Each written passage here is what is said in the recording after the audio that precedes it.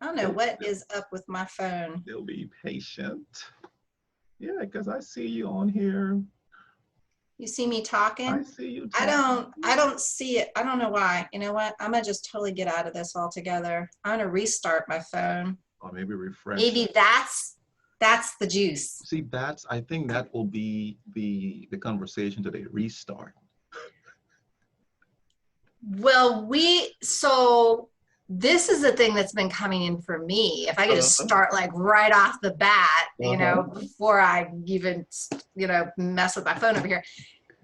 What's coming through, like, I mean, I was feeling it probably a couple of weeks before the beginning of this month. I'm just like, something's coming, it's like when you can start to sense I don't know, a storm or something like that. And I couldn't decide whether I was excited or frightened, was that kind of like Mhm. something's coming. And I thought it was interesting how we ended up having a storm here, right? We had a tropical storm Correct. come through. Correct. Thankfully it didn't cause a whole lot of damage, but it was kind of soon after I'm like, oh, okay, that's the energy. Mm. And I just feel like this month is going to be one of an intense adjustment. That's kind of the way it feels. Like we're going to be asked to make some difficult decisions, Mm-hmm.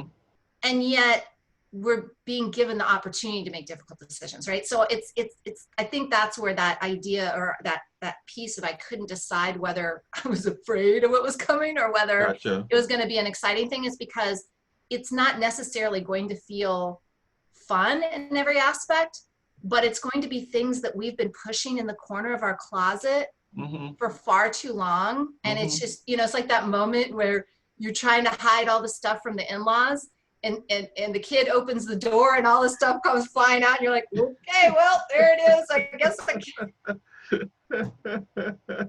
cat's out of the bag. Gotta deal with it. I think it's going to feel intense because we've gotten really accustomed to hiding it, even Mm. unconsciously, Mm. just shifting direction, shifting focus. Like, I don't want to look at that, so I'm not going to. Gotcha.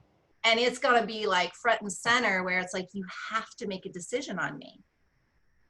And I think that's going to feel both freeing and challenging at the same time. It sounds So like the credit card company calling you like, I'm gonna ignore them. They'll go, that's a lie. They'll keep calling and make that decision and call them and say, hey, let's make a plan. that's Uh, it. but That's it. reset, restart. And as you say, you're restarting your phone. It hits me on the restart. The strange. How are you? How are you? How are you? How are you? How are you? I'm good. I'm good. I feel bright today, as we were You, talking about you offline. I do. You feel do. You glowing. I'm glad. Yeah. Well, it helps to be in a light color too. It, It's like, whoa, look at me. Everybody looks I, skin white. Actually, that's not true, but we'd like to believe it. But I'm doing well. I'm, excellent. again, a lot of faith and trust. We just keep asking ourselves, and we keep getting asked to lean into those spaces that feel uncomfortable, with faith and trust that Mm, we'll learn to navigate them. We'll learn some skills in the process. It's all going to turn out fine. Even if it's some uncomfortable, bumpy stuff we got to go through, it's necessary yeah. somehow. And Yeah. so I think I'm building that resilience in myself, and it feels a lot better. But as I was saying to you offline as well, is like I've really come more into, I think, a awareness, like dropped into this ownership awareness of what I'm here for. And Mm, that's felt incredibly good. The things good. that I hadn't really been fully owning, I had inside, but I was afraid to maybe say externally, Gotcha. like, this is really what I want, but I'm even afraid to say it, kind of thing. I'm just kind of really out there with it now. And that's come into play in the last week. So Excellent. I think Excellent. So what now you know me. I'm gonna pry. What are your declarations in these things that are coming? I should know better than have these conversations with another coach. I know. And it's good. I like it. So the declarations, I got myself a writing coach. Woo, woo. I realized that there's something that happens, I'm sure, to a lot of people, and it may not just even be the summer thing, but I started to work on my book right at the beginning of the summer. Uh-huh. And I never tried to write a book at all, much less in summer months. And, you know, I found myself, I'm usually pretty good at, once I schedule myself and give myself that planned time to do things, I'm pretty good at doing it. Uh-huh. And I wasn't doing it. I just flat out Mm. wasn't. I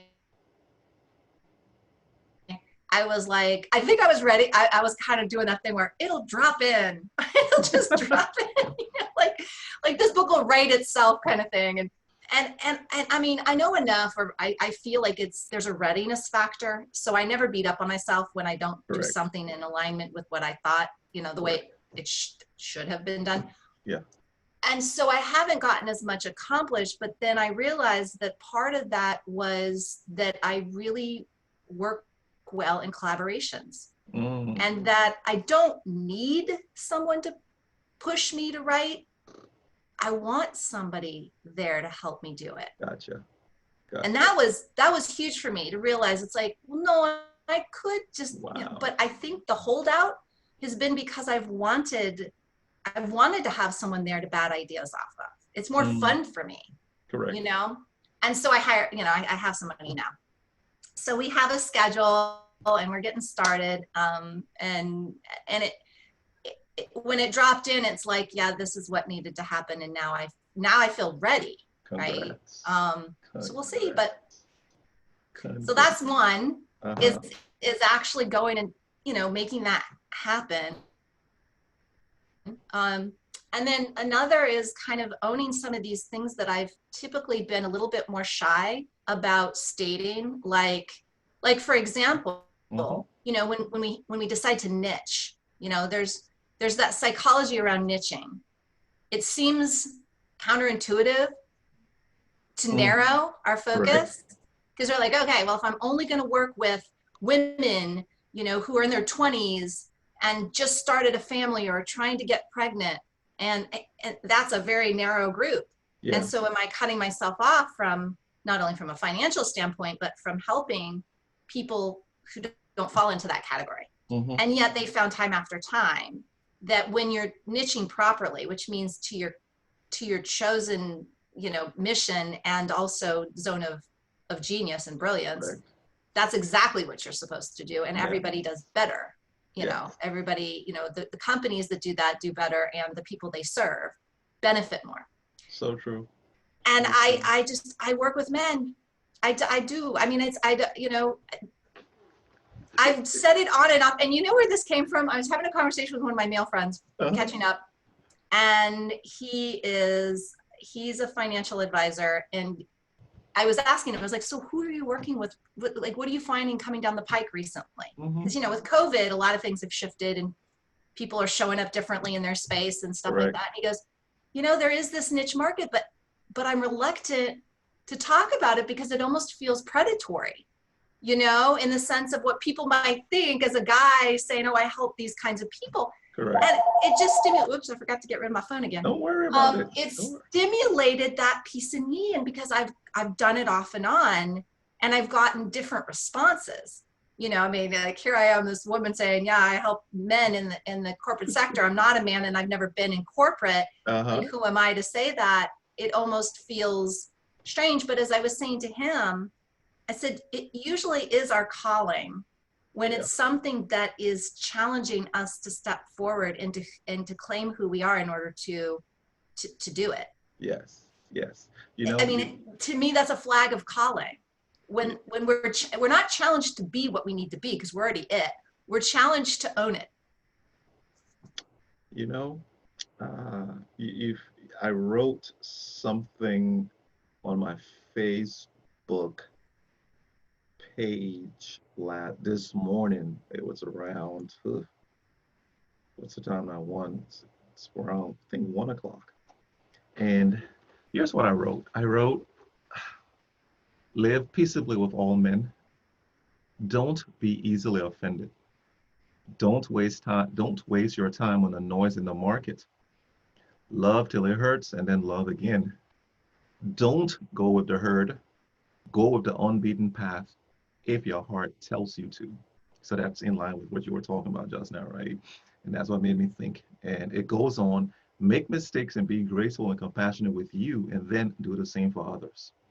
Forgive because the person has forgotten, and here you are festering the cancer. Don't forget though, know where you got burned. You can be as nice as a dove and wise as a serpent. Skin color, don't trip. It's about the blood. The answer's in the blood. The power is in the blood. You know, so what that hit me last night. You wrote that? Yeah, yeah. Why are you surprised? I'm not surprised at all. Oh, Oh, please. I'm not surprised at your brilliance. I'm touched by the hey, depth of what you're tapping into. Like correct.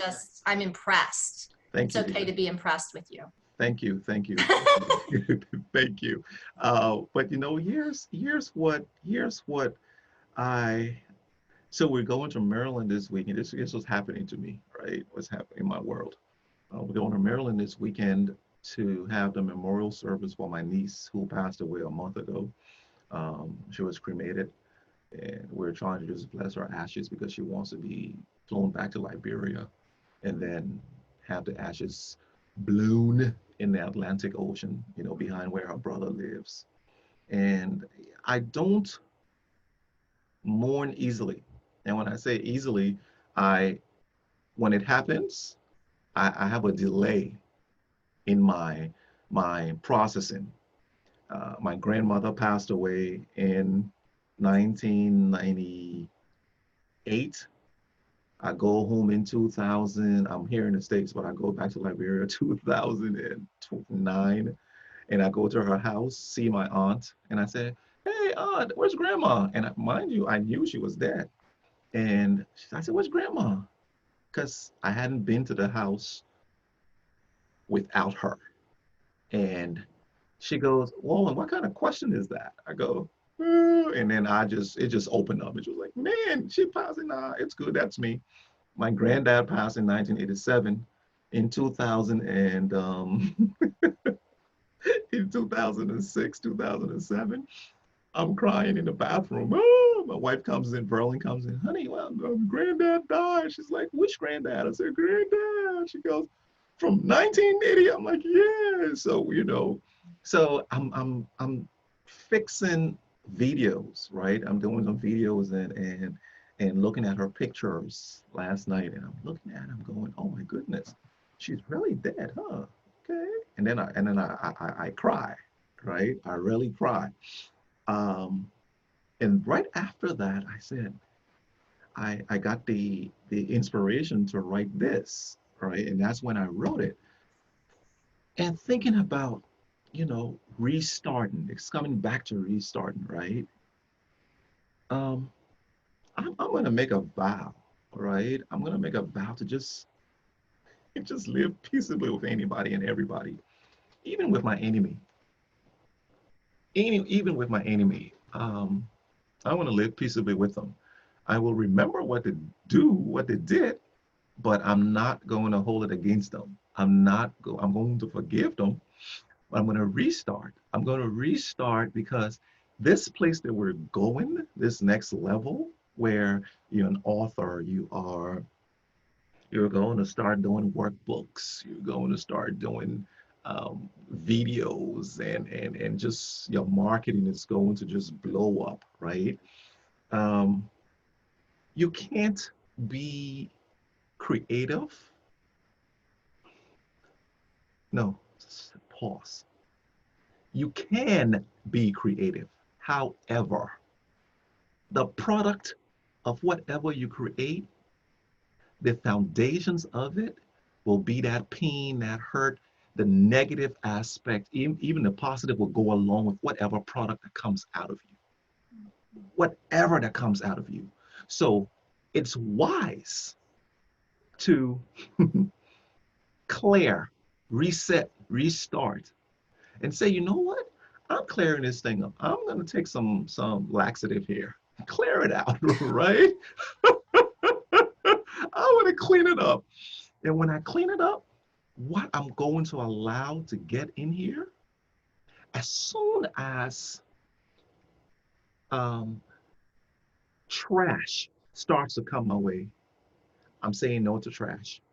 As soon as deviance and gossip and negative talk, um, the politics of this land, as soon as it starts to come, right? I'm gonna say I know it's what's right and what's wrong based on investigation, based on a couple different triangulation of the data, right?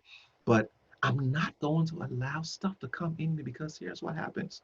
My output is only directly proportional to my whatever I'm putting in me. So I'm going to reset. I'm Beautiful. vowing to reset. I'm vowing to restart. And just what you were talking about, as you're restarting and resetting, you're starting with the writing coach. You're doing all these things, but more so, it's that spiritual reset, that because the things that you're about to develop, the things that I'm about to create, develop, the things that other people are about to produce, we have to take it from a place that people will grow and improve themselves when they consume it. Yes. Thus, the need for us to be watchful as producers of what comes in here, what comes in here, what comes in the heart, in order that we are not pure, but more so in order that we are servicing because of the platform we've been given. I love that. I was writing my blog post recently and I used some quotes, or I used a quote by Benjamin Hardy's book, Willpower Doesn't Work. Mm, And I love that concept because we strive to say the right thing, right? mhm, To have the right output. But we don't have to exert willpower or try to do that when we take in and allow for all the right stuff. The mm, natural inclination will be towards the same output as the input, right? So really where the choice happens is at the input. correct.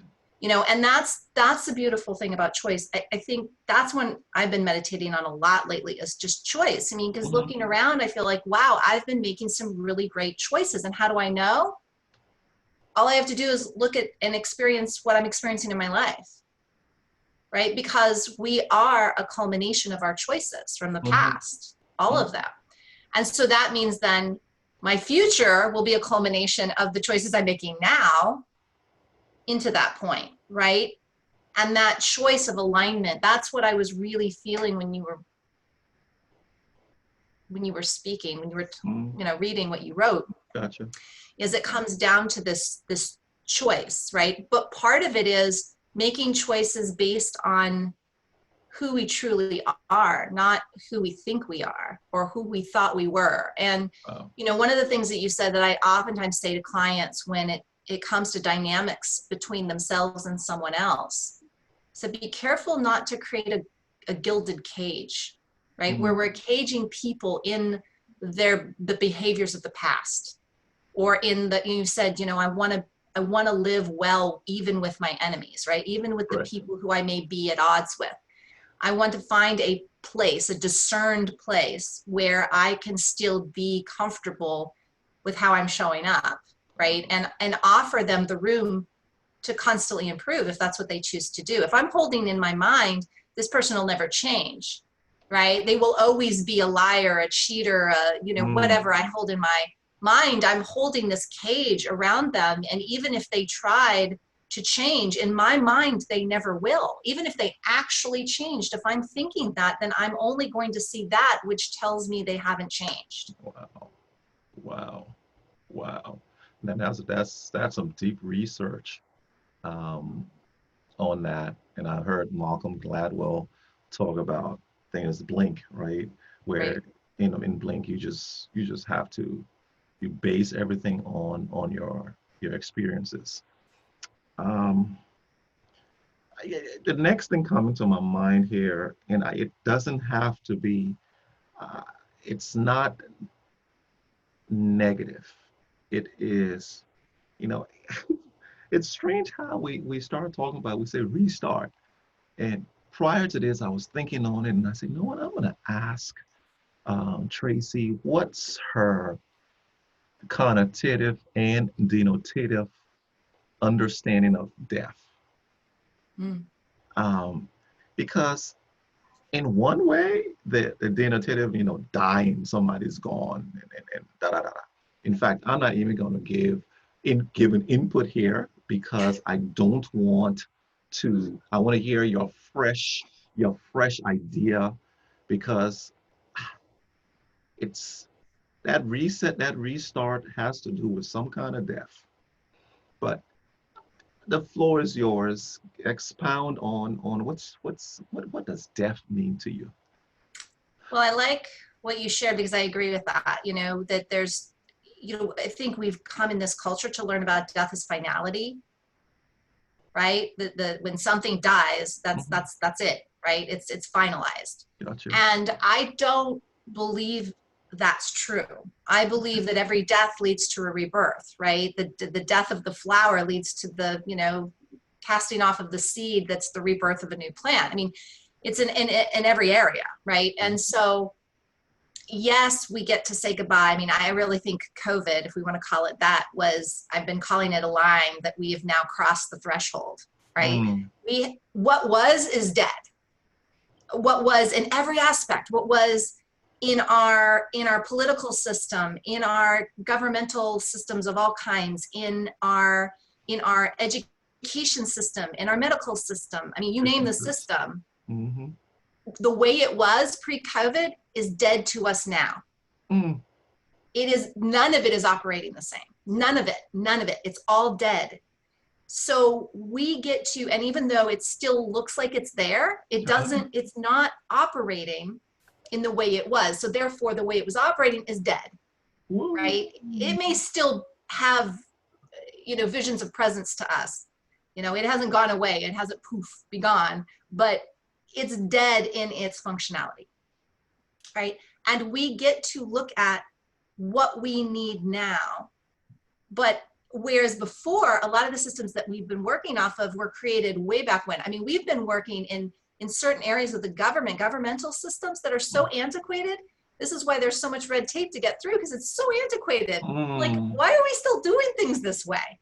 Even education, to a large extent, do we utilize more technology? Yes, but we're still doing it the way they did it back in the 1800s in a lot of, ways. And we get to look at that, right? So whereas before we just kind of inherited what came before, we're at a time now where we actually get to sit back, because we're being given the time to do that, look and say, what do we want now? What do we need to support where we want to go?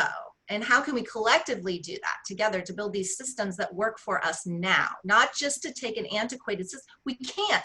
That's what's beautiful about whatever happened, with that line being drawn, and we are not operating from antiquity anymore, right? We can't, every time we look back, it's so painful that it's just like, ooh, I don't want to do that, right? We can only look forward. And that's what scares people too, because the forward look is the unknown.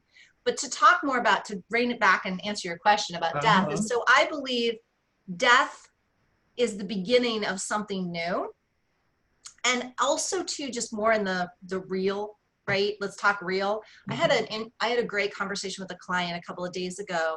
Being great in a certain sense. She has an aging dog who has been there by her side through so many iterations of her life. And, for the past 10 years, this dog has seen her through, starting her business, being single and starting her business, to being the one she came home to every night. Now she has a family and a new baby. Well, not so new, and baby's over a year old now. But this dog has been with her along at her side through many, many, many changes in her life. Wow. And coming to grips with knowing that the time is coming near is what she wanted to focus on that.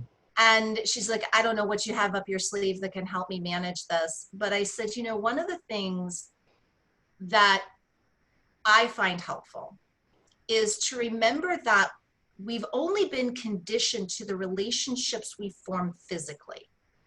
In other words, even if you're not here in the room with me, I can see you. You have a physical presence in my life. Correct. And so I feel connected, right? Correct. Or I can work on that connection because I understand the physicality. I can see it. When someone is no longer there because they've literally passed on, or maybe they've gone out of our lives for other reasons, that we can't see them for whatever reason. They're still alive and we're still alive, but they're not presently in our day to day. Correct. But they're in our hearts. I said, this is where we get to allow, and I think COVID has also created this because of social distancing. We're being asked to step in and lean into different ways to connect, right? We're mourning this lack of physical connection because that's what we were conditioned to believe is true connection. Correct. But in actuality, it's only one way. That's actually the way that our brain, head brain, understands connection, is in the physical, right? But the heart brain doesn't operate that way, right? And so what I said to her is, I said, start practicing knowing that no matter when your dog goes, you are still connected spiritually. Yeah. Right? Yeah. Through your heart, through your emotions, through your, that spiritual sense, and start practicing that now. Create an agreement, because the thing about pets too is they'll hold on even when they're in pain because they don't want to leave us when we're not ready. And they can sense when we're not ready. Wow. So they'll hold on as long as possible and endure as much pain as they can endure, just not to leave our side because we're not ready. So I said, the more you can get ready within yourself and build an ability to communicate with your pet, so that in those final days when you can look at each other and just kind of, you can go now, and know that even though that passing changes the physical relationship, that you still feel so deeply connected in other ways that you don't feel the death as a finality. Correct. And I was suggesting this to another client, like 4 weeks ago, because her mother's been put in a care facility because she's having the onset of Alzheimer's or dementia. And as we've had the social distancing, it's gotten worse. And we've seen studies about this when people cannot see their families, like she can't go to see her because of COVID. Correct. Right? They have these restrictions of letting people come in and out of the facility. And so she can't physically, and FaceTime helps, but her mother needs her touch because she's losing her memory. I said, practice these heart times where you put your hand over your heart and you communicate with your mother spiritually. Talk to her as if she were in front of you. She doesn't need to understand or even hear your voice to hear you in your heart. Her heart doesn't lose memory. Right? The head might, but the heart never does. And so I said, you would be amazed. They've done studies on this. When we pray for one another, right? And people miraculously are cured. When we talk, within our own prayer time to people who can't hear us, but then suddenly, I had this happen years ago when I was going through a hard time, and I started talking. I was in Switzerland. I was living in another country. And I remember being so distraught that I started out loud talking to my mom. Like, Mom, I wish you were here. I wish I could talk to you. All these things.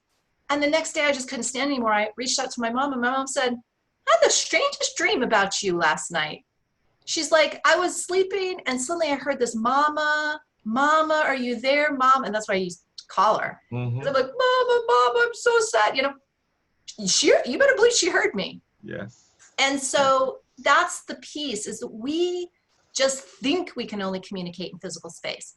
But what we're being called to do is learn how to communicate in the other areas. And that can never be taken. It doesn't matter whether life is gone or that's a space that we will have for eternity. I got an earful. That's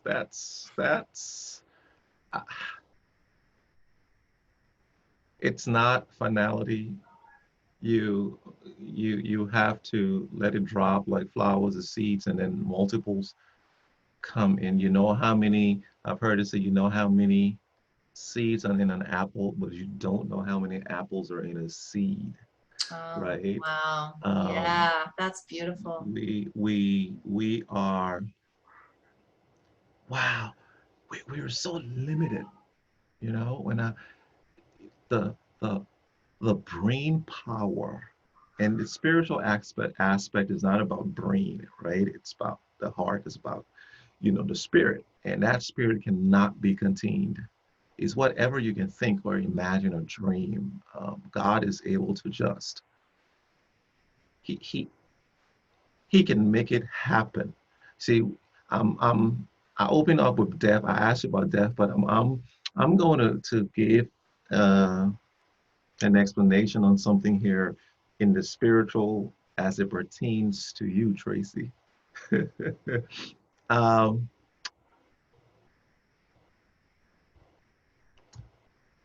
and this is still in line with what we're talking about. Your your book and the all the different things that you're about to, and I keep saying, I keep talking about the marketing, the branding.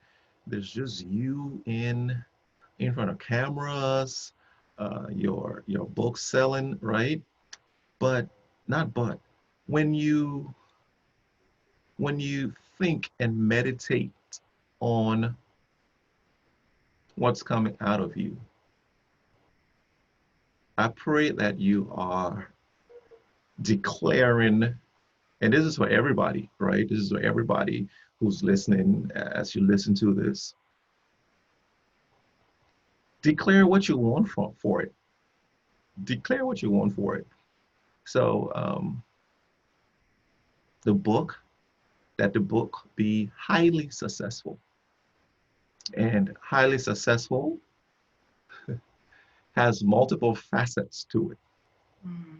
It gets in one hand, it's done. It gets in a million hands, it's done.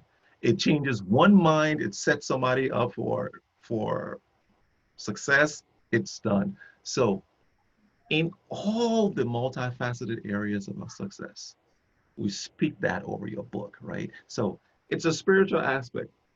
The physical book hasn't come out yet, but pretty much that book has been written in the spirit. It's a done deal, right?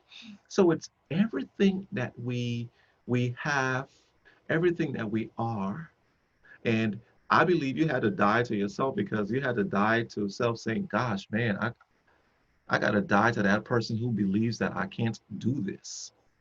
I had to die to that person who, when God called me and said, Wulwyn, leave your job, leave your company, leave the company, and then all I want you to do is I want you to go and read the Bible and pray, and I will tell you more. I had to die to that self who was making some good change and say, gosh, zero, I will have nothing. But I tell you, I'm so happy for that death because that death enables me to come and talk to Traci today. It enables me to come in and engage with people not based off money, but based on value. It engages, it makes me, as much as money is important, it's so not important.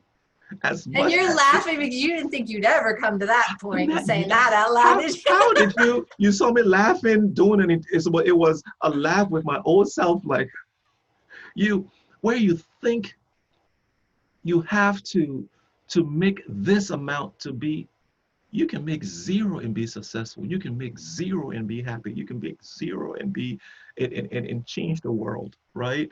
And though we need money to make change, we need money to make change for the things that are near and dear to your heart. Um, Girl, I don't know why I'm getting you're gonna pour money into some causes around this world. You I know, it's mean, so interesting. I love that you get fixated on bringing in messages for me because it's just not, it's very uncommon for me. So to be in the seat of receiving that level of, I know you're right, I can feel it. whew, And literally just receiving it, not with my head, but with my larger, like you said, more expansive mm, spiritual self. And, I've got something, if you haven't read them, I think you get a lot from them. And also too, the people in our audience, if they, listen to these books or read these books, um, it really helps me, the base of my work is to help people define things, because I find that when we've defined it, it's more structurally, we're more structurally capable of having something to build from that. You know, if it's conceptual and we don't really have it in black and white, it's a lot harder to use it to know which direction to go and what to choose and all that. So definition gives us that structure that helps us build, right? And so for me, I've always been about that. And yet just recently, I have a friend who I go walking with all the time.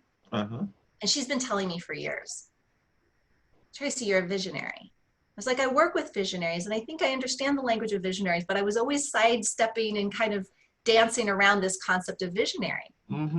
And she's just like, she would just laugh. She's like, you'll get it eventually. You'll get, like, it'll drop in some way. You'll get this, but you are absolutely 100% a visionary. And then I took this test, the culture index, and the guy who was assessing the whole thing and kind of explaining my numbers to me, he's like, let me put it to you this way.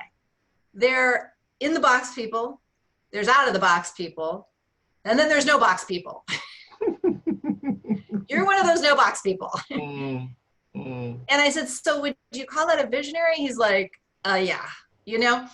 And yet I still was unconvinced, you know? It's like just this kind of thing, like, oh, okay. I've been reading the book.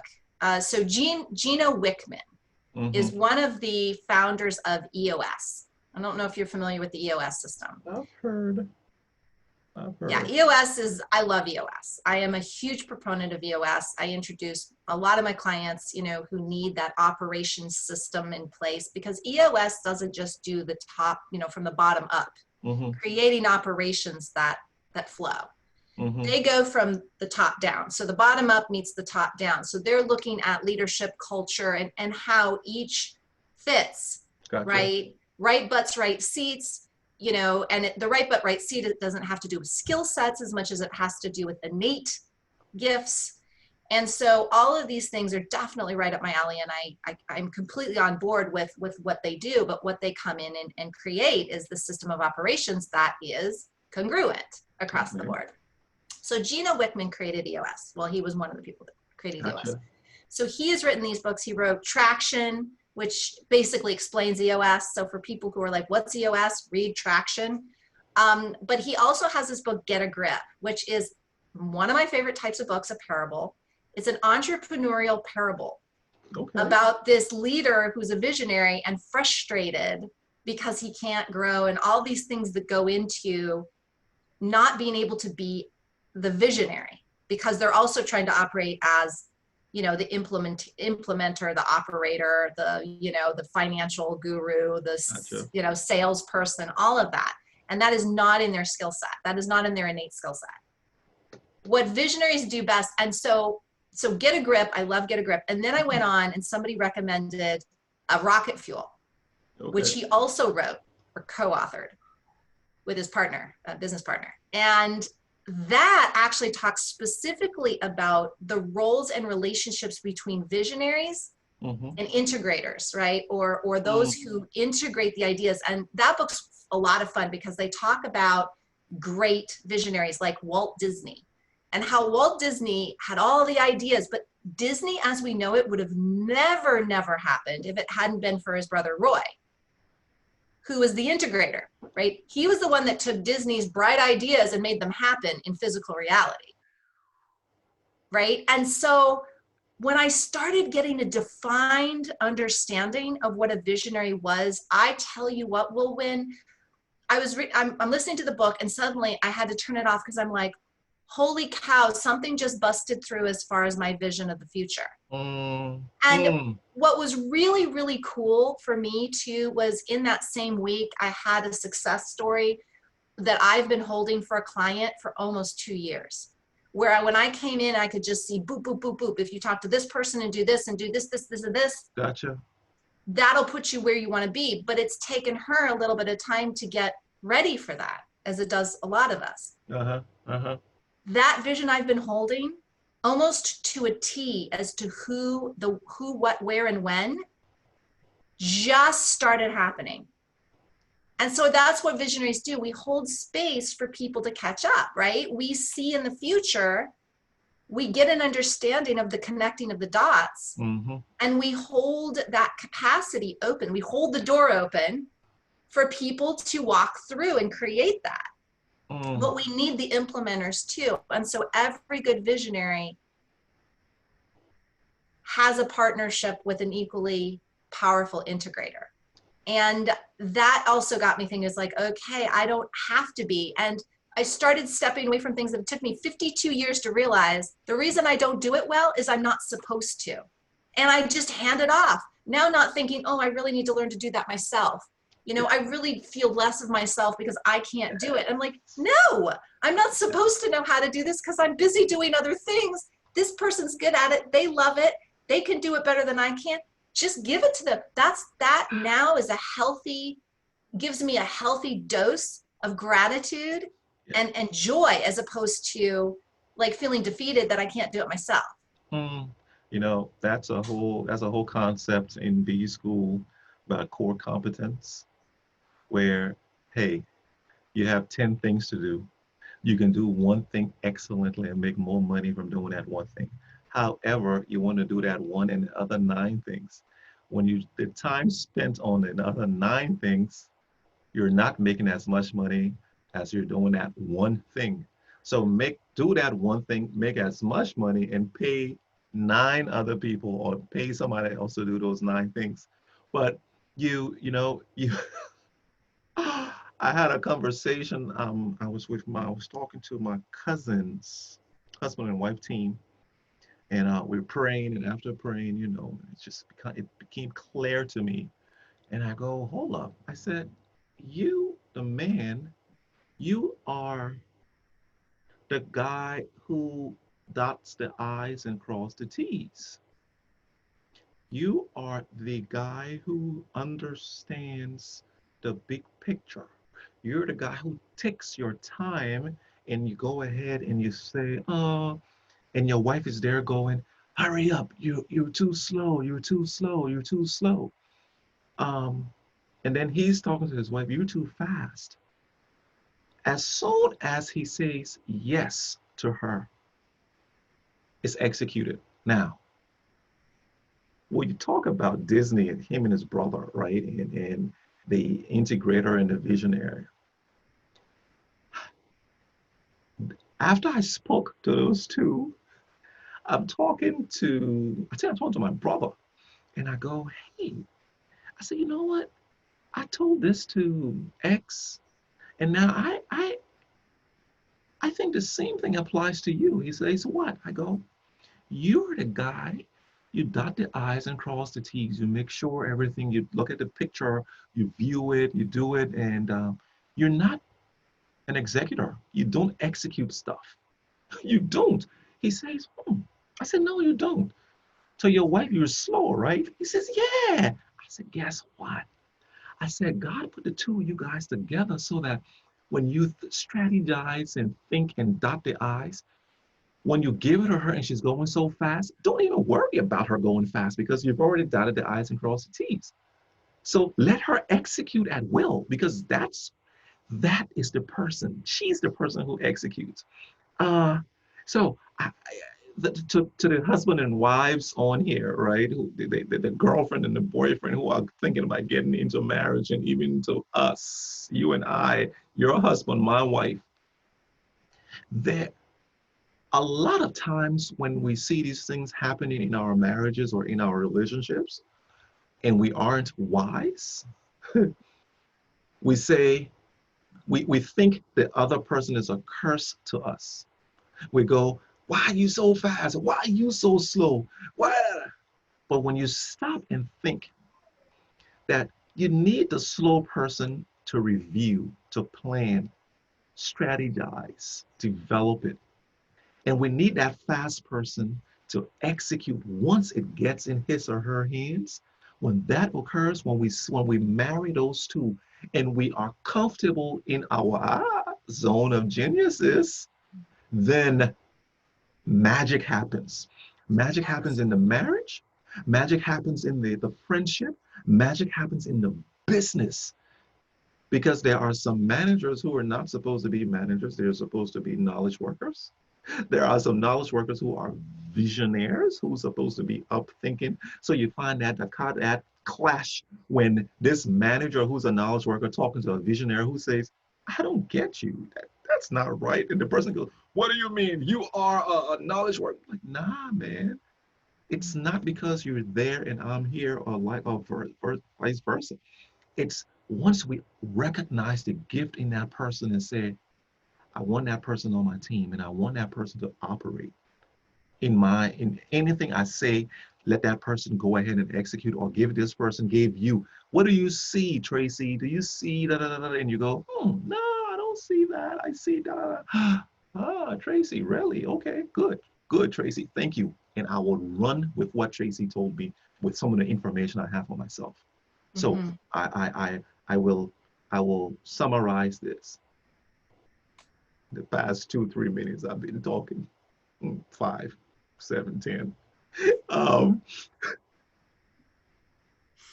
find out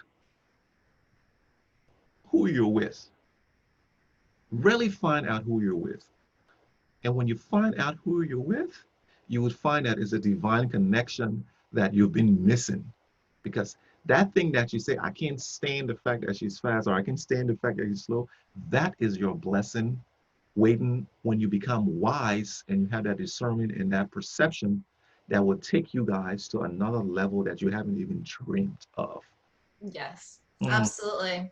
mm. Well, and again, the visionaries need implementers. The implementers need visionaries because the implementers can't get the vision because that's not what they see. But they're really good at executing, right? They need something to execute, and the visionaries need somebody to execute their vision.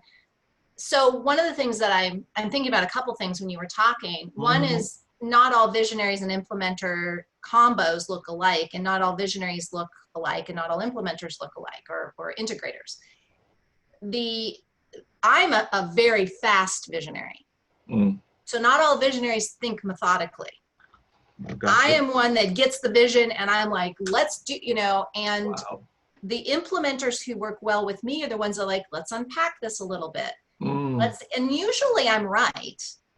But in order to, they may be the ones to say, yes, but we need to do step 1, 2, and 3 first. I Correct. know you want to do step 1, 2, 3, 5, 6, 7, 8, 9, 10, you want to do all 35 steps at once. That's not going to make sense when it comes to execution. We're going to Mm-hmm. end up blowing up before we have stability. Correct. So that's where I have to trust, to slow down the process, right? To think through. And so people in my lives that in my life who help me kind of unpack and see the process and timeline and the importance of it. And they don't even have to. I trust, there's certain people who I just trust if they say, we need to do this for right now. Mm-hmm. Mm-hmm. And then go back to your drawing board and keep working on the vision. But Correct. if you don't see 35 steps done in the next 2 weeks, just know that it's because we need to do these things in a certain timeline. Correct. So that's the piece too, because others might be where it's a slower and they have to speed it up, right? So personalities may look different, and that's why they say no VI combo ever looks the same. Mm-hmm. And it also means that if you don't have certain traits, it doesn't necessarily mean you're not a visionary. There are certain traits that every visionary has, and those are really the key ones to tap into. Correct. But to own that, there was something so powerful in me finally owning that. Because one, I stopped really coming down hard on myself on a lot of things Uh-huh. because our culture does a amazing job of making us think that we're supposed to focus on our weaknesses. That somehow, and especially if those weaknesses happen to be the trending things like IT, Yes. right? So if you're Yes. not good at IT, you're supposed to somehow get there. I'm sorry, my brain has never, from the first time I sat down in front of a computer in 7th grade Mm-hmm. to now, like I can learn enough, and I feel really good when I'm able to problem solve, There even you if my go. daughter laughs because I'm like, I figured this out, and it's like the most basic thing. And Mm-hmm. I'm so proud of myself. And she's like, oh my God, Mom. I'm like, let me have my win. I have This your is not moment. an area that I am genius. In fact, I'm pretty dumb in this area. I am genius elsewhere, but here I am absolutely at the bottom of the bucket. So I get to have those successes, but not to feel like I mean, that's all great, but I really don't need to even bother with it at all. And that's what I'm starting to recognize, is that who can I go to? My husband was helping me with something this weekend, and I was getting so frustrated because I couldn't figure it out. And he literally turned to me and said, why don't you let me do it? And there was this thing where it was like, because before it was like, no, I need to figure it out, you know? And I'm Yeah. just like, yeah, that would be great. I'm going to go do something I'm good at, and you could do something you're good at. We both can feel good about it. And it's that simple. And I think that it's time. We're finally coming into this space. And when we can own that, we can still feel good about ourselves, weaknesses and all, because we're not focused on what we can't do. We're focused on what we're here to do. 2011, September 6th, I think. Why do I remember this date? We're opening a Center of Excellence at EMC in RTP. It's a size of maybe 4 football fields. There's a data center, just machines as tall as 6'5", 6'6", just going in pristine line and ports coming in. And so I'm there, and I am the point person, one of the points for the C-level, the executives who are coming down to open this facility, right? And I am assigned to the CTO of the company. It was Sanjay Murshidani at the time. We're in a meeting. There's 10 of us, and I'm a fly on the wall. I'm just sucking it in because my vision for myself was C-suite, etc. Right? And I'm like, yeah. And the CEO is sitting down, Joe Tucci, and somebody gives an acronym of something, say something. He says, what is that? And I go, what kind of question? I know that. You don't? That's in my heart, right? In my mind. The person gives the answer. I go, okay. Somebody said another thing. He goes, what is that? So I'm, hold up, what's going on here? Something isn't trending the way I perceive this level is supposed to be. And mind you, watch it. And he says, y'all, tell me about this thing. Tell me. And then somebody, CTO said something, CFO said something, the CIO said something, a couple people in the room spoke. And he says, okay, I got an idea now. Okay, okay. So it's blah, blah, blah, blah, blah, blah. Yeah. There was what I didn't know at the time. So this is 2011, that day it crystallized in me this. There sits the visionary. There sits the guy who knows the vision of the company. He knows where this company is supposed to go, how it's supposed to steer, how it's supposed to do certain things, but he's not down in the nitty-gritty of it. That's why he has the implementers and the integrators to do that. And there they were giving him information. And when he went to speak, when this man spoke, you would have thought that he knew every single thing from day one, but because he was speaking at a high level, and he made that, because vision leaders, and not all leaders are visionaries, visionaries are supposed to leaders are supposed to cast vision so that people can catch. And when they catch it, they run with it. And all he does is he steers it this way, that way, that way. And I found out that, Wulwyn, you don't have to know every single thing about anything. All you have to do is have the idea of where this thing is going, cast it to the wife, honey, kids, you and I. Hey, what do you think? Should we talk? Yeah, okay, let's see how it happens. Here we are, episode 10. we're rolling on. So that explanation of what you said, and I thought about that example, and to individuals who are watching, hey, you don't have to know it all. and where you've beaten yourself on and on your weaknesses, as Tracy said, you got your strength. Your strength is as strong enough to take you from point A to Z in one jump to, once you focus on that. So move on, go straight ahead, right? Uh, That's Tracy, it. Own your zone. You know, that's that's the thing too. It's like this concept of own your zone, which came up actually, I have to thank Jenny Midgley and Sarah Madras. Madras, yeah, for this when I was interviewed by them for Girls Who Do Stuff. You know, we were talking and all of a sudden it was like, yeah, it's like the zone. It's like you got to own your zone. Yep. And they're like, oh my God, that is so a platform of yours, or it's going to become one. You know, that's exactly what we're talking about. You know, and what goes into that? It does take education, right? In order to know. I mean, even for so long, all the signs were there. People were telling me directly, you're a visionary. And what I've now owned is I'm a visionary of visionaries. So I give permission to visionaries to be in their zone. Correct. I understand what it looks like, feels like, acts like, smells like, is like, to be in your zone as a visionary. And so my job is to help. So I have niched myself even more to say that I work with visionary males, you know, at a level 2 growth or C-suite, you know, if they're in corporate, visionary leaders. Yeah. Not just leaders, visionary leaders. And you know what? It's funny because I probably for the last 2 years, I have totally zoned in on my ideal client, the people I love to work with, and guess what they are? They're visionaries. Yep. And now people who come and do discoveries with me and aren't visionaries, and we discover that, and they choose not to work with me, not because I'm telling them not to, but because I'm not here to work with anybody other than visionaries. It's pretty clear. Yes. It's, you know, so all you visionary leaders out there who want a visionary of visionaries, call me.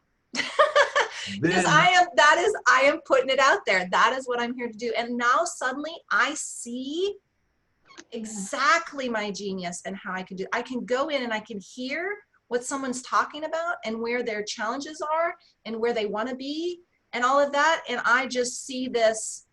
And then it's like, okay, who do I need to introduce you to? Who do we need? How do we need to start moving the furniture around? How do we start, you know? And it's so clear and so easy for me. And when I try to step out of that, and I try to do other things, and I try to just kind of like incorporate what I think is going to be relevant, beneficial financially, you know, a good idea, whatever, like it just never pans out. Tracy, so, 2 o'clock. I just wanted no, to say we one get to thing. do this faster and faster. I wanted to say one thing. You said something, and then we close on that. So I got the last word today. You get the last word. I love it. When you said they find out that when they come and work with me and they aren't in my segment, they leave. Well, they don't even work with me. There you go. That's what I'm saying. They have excuses as to why they can't, you know, and I just have suddenly realized, because at first I was like, oh, okay. I mean, I accept it. But now I'm just like, oh no, I wouldn't have been able to work with them anyway.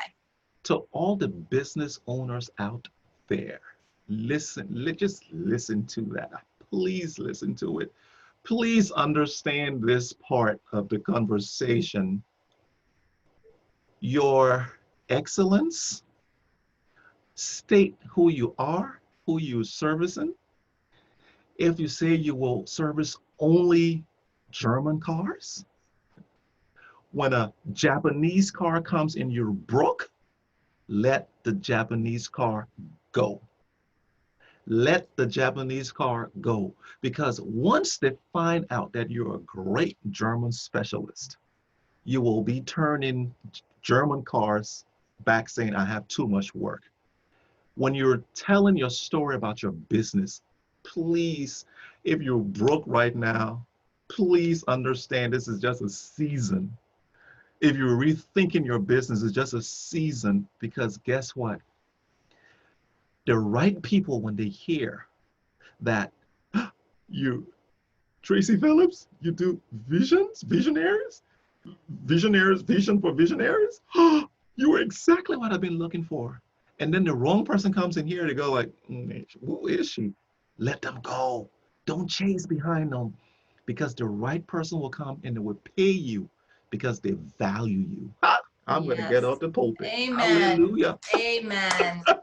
So well said and wrapped up. And one of the things I find interesting too is when we don't do that, what it affects is what we call confidence. And visionaries tend to chase their tails if they don't have implementers. And so that's the thing. It's like we need support regardless. You would think visionaries see it all, so they don't need support. That's BS. They need probably more support than anybody else, because those visions that we all rely on have to be implemented.